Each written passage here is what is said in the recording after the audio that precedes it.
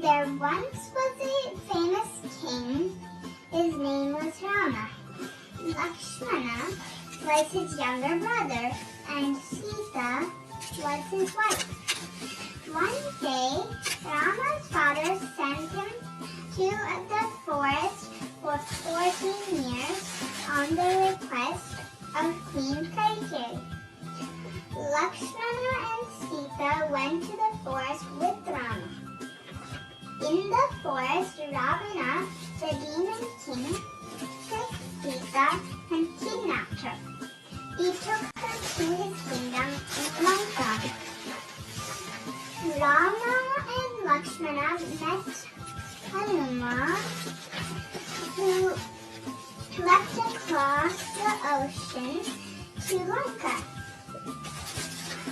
Hanuman set fire to the kingdom of Lanka.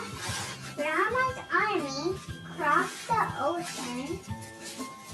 Rama fought Ravana and defeated him and rescued Sita. Rama, Sita, Lakshmana, and Hanuman returned to Ayodhya. The people celebrated and lit lamps to light their way home. This is the story why we celebrate Diwali today, to celebrate